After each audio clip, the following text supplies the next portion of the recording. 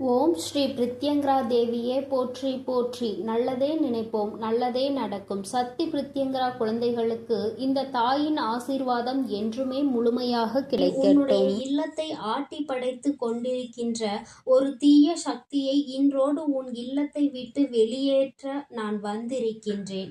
என் தங்கமே, அந்த தீய சக்தி உன்னுடைய இல்லத்தில் நுழைவதற்கு காரணம் உன்னுடைய குடும்பத்தில் இருக்கின்ற ஒருவர்தான். அம்மா ஏற்கனவே ஒரு முறை உனக்கு எச்சரிக்கையும் கொடுத்தேன்.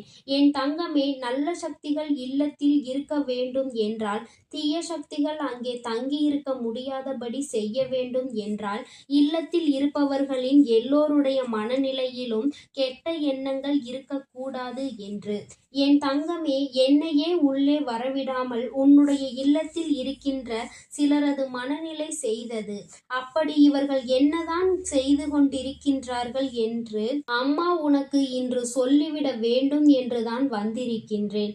நான் சொல்வது போல செய்தால் அவர்களின் மனநிலையில் மாற்றங்கள் வந்துவிடும்.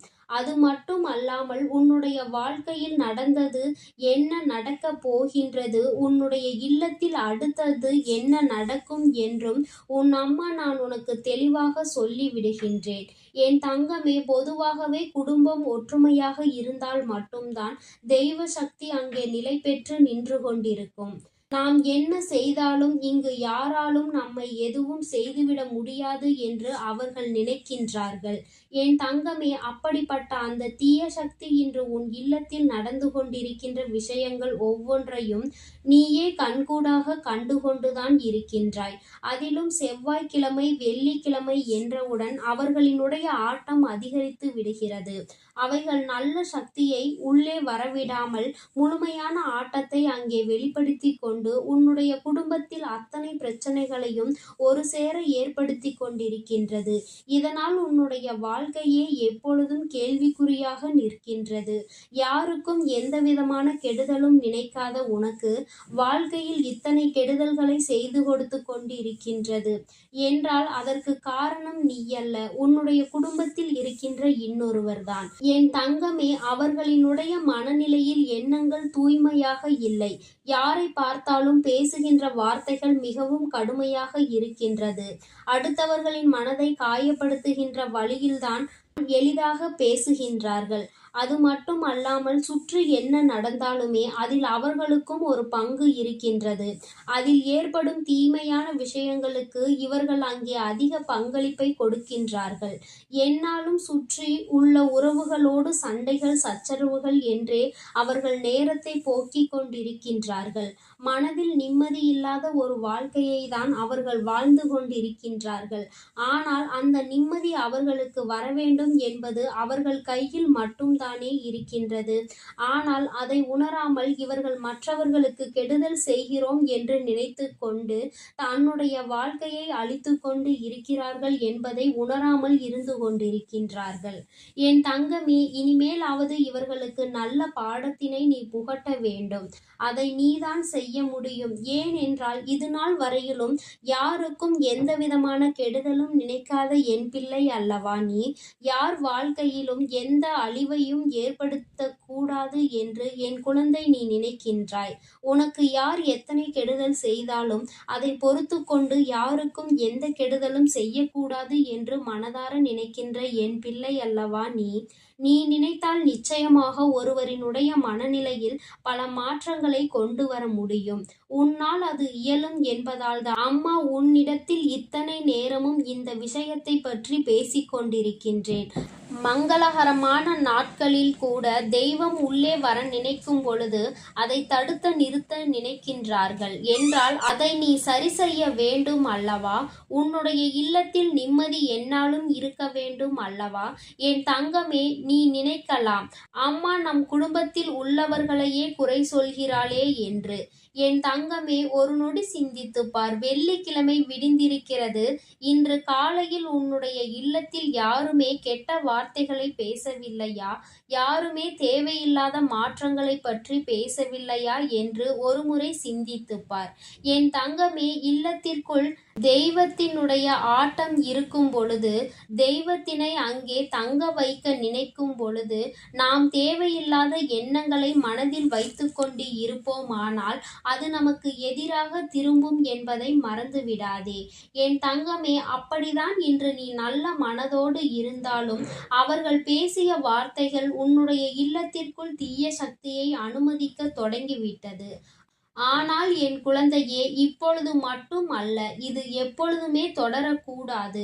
உன்னுடைய இல்லம் முழுக்க தெய்வம்தான் நிறைந்திருக்க வேண்டும். கெட்ட சக்திகளை நிரம்புவதற்கு நீ ஒரு நாளும் அனுமதிக்க கூடாது. என் பிள்ளையே, உன்னுடைய மனநிலையில் ஏற்படுகின்ற மாற்றங்களை நீ யோசித்துப் பார். எத்தனை நல்ல விஷயங்களை செய்ய தொடங்கினாலும் ஏதாவது ஒன்று உன்னை இழுத்து பின்னே தள்ளுகின்றது. நீ நினைப்பாய், என்ன நடக்கிறது நம் வாழ்க்கையில் என்று. ஒரு சிலருக்கு இப்படி பிரச்சனைகள் வரும் பொழுது அதை நினைத்து நினைத்து மனநோயாளியாகவே மாறிவிடுவார்கள். என் தங்கமே, நீ மனநோய்க்கு ஆளாகிவிடக் கூடாது. உன்னை சுற்றி நடக்கின்ற விஷயங்களுக்கெல்லாம் முதலில் நீ மனதினை நன்றாக தெளிவுபடுத்தி வைத்துக்கொண்டு உன் இல்லத்தில் இருப்பவர்களுக்கு நல்ல வார்த்தைகளை சொல்லி, தெய்வம் வர இருக்கின்ற நேரத்தில் எப்பொழுதுமே குடும்பத்திற்குள் சண்டை சச்சரவுகள் இல்லாமல் ஒற்றுமையோடு இருந்தாலே போதும் என்று அவர்களுக்கு அறிவுரை வழங்கு.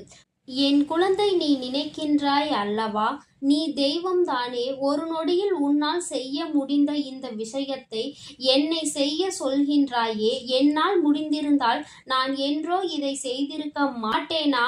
அவர்களை திருத்தி நல்வழிப்படுத்தியிருக்க மாட்டேனா என்று என் குழந்தை நீ கேட்கின்றாய் அல்லவா? என் தங்கமே, என்னால் செய்ய முடியும். நான் அதை செய்து கொண்டுதான் இருக்கின்றேன்.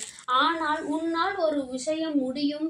நீ நினைத்தது போல உன்னுடைய குடும்பத்தில் இருக்கின்றவர்களின் எண்ணங்களை மாற்ற முடியும். அந்த அளவிற்கு உன் குடும்பத்தில் நீ நல்ல விஷயங்களை மட்டும்தான் செய்து கொண்டிருக்கின்றாய். எல்லோருக்குமே உன்னுடைய எண்ணங்கள் புரியும். யாருக்கும் எந்த கெடுதலும் செய்ய நினைக்காத உன்னை பற்றி எல்லோருமே நல்ல எண்ணங்களை மனதில் வைத்திருக்கும் பொழுது நீ செய்கின்ற செயல் உன்னுடைய இல்லத்திற்கு நிச்சயமாக நல்ல பலனை கொடுக்கும்.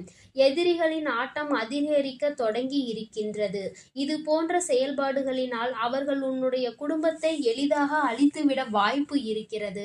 அதனால் இதையெல்லாம் சொல்லி புரிய வைத்து, குடும்பத்தில் ஒற்றுமை இல்லை என்றாலும் அடுத்தவர்களுக்கு கெடுதல் செய்ய நினைத்தாலோ தெய்வம் நமக்கு ஒருபொழுதும் துணை இருக்காது என்று சொல்லி நீ அவர்களுக்கு புரிய வைக்க வேண்டும். இன்று மாலைக்குள் தெய்வ சக்தியினை உள்ளே வரவழைத்து விட வேண்டும். அதற்கு அவர்கள் என்ன செய்ய வேண்டும் என்றுதானே கேட்கின்றாய்? என் தங்கமே, அவர்கள் இது நாள் வரையிலும் செய்தவை எல்லாம் அப்படியே இருந்துவிட்டு போகட்டும்.